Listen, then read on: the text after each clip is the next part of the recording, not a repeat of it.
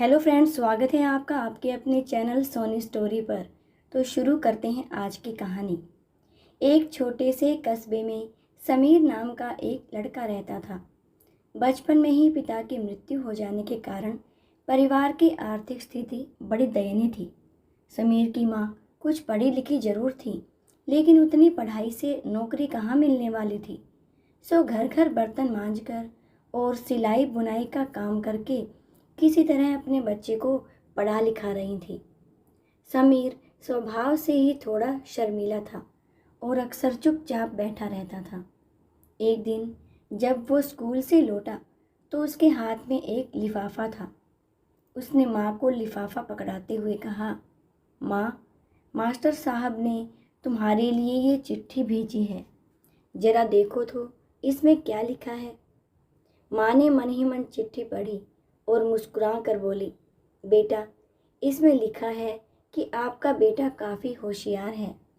इस स्कूल के बाकी बच्चों की तुलना में इसका दिमाग बहुत तेज है और हमारे पास इसे पढ़ाने लायक शिक्षक नहीं हैं, इसलिए कल से आप इसे किसी और स्कूल में भेजें। यह बात सुनकर समीर को स्कूल ना जा सकने का दुख तो हुआ, पर साथ ही उसका मन आत्मविश्वास से भर गया कि वो कुछ खास है और उसकी बुद्धि तीव्र है। अब माँ ने उसका दाखिला एक अन्य स्कूल में करा दिया। समय बीतने लगा। समीर ने खूब मेहनत से पढ़ाई की। आगे चलकर उसने सिविल सर्विसेज परीक्षा भी पास की और IAS ऑफिसर बन गया। समीर की माँ अब बूढ़ी हो चुकी थी और कई दिनों से बीमार भी चल रही थी और एक दिन अचानक उनकी मृत्यु हो गई। समीर के लिए ये बहुत बड़ा आघात था। वह बिलक बिलक कर रो पड़ा।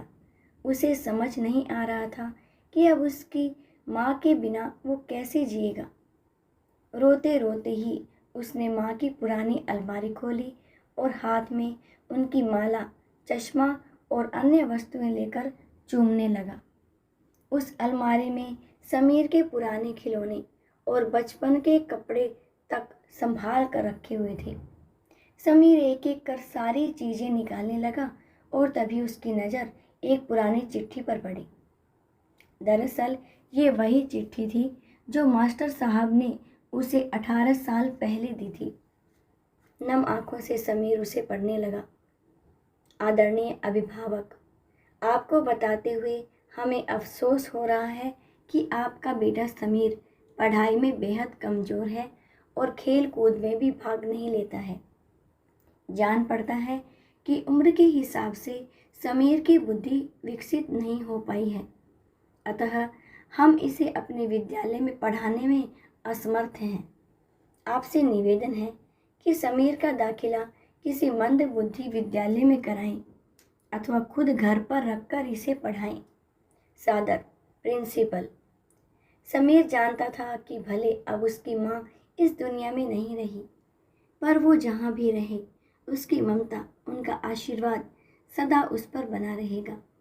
दोस्तों, रुडयार्ड किपलिंग ने कहा है कि भगवान सभी जगह नहीं हो सकते, इसलिए उसने माँ बनाई। माँ से बढ़कर त्याग और तपस्या की मूर्त भला और कौन हो सकता है। हम पढ़ लिख लें, बड़े होकर कुछ बन जाएं, इसके लिए वो चुपचाप ना जाने कितनी कुर्बानियाँ देती हैं। अपनी ज़रूरतें मार कर हमारे शौक़ पूरा करती हैं। यहाँ तक कि संतान बुरा व्यवहार करे तो भी माँ उसका भला ही सोचती है। सचमुच माँ जैसा कोई नहीं हो सकता। दोस्तों, इसी तरह की और भी नई नई कहानियाँ सुनने के लिए मेरे इस चैनल को सब्सक्राइब करना बिल्कुल मत भूलिएगा और साथ में बेल आइकन को भी प्रेस कीजिएगा। कहानी पसंद आई हो तो इसे लाइक ज़रूर से कीजिएगा। तो फिर मिलते हैं आपसे किसी नई कहानी के साथ। धन्यवाद।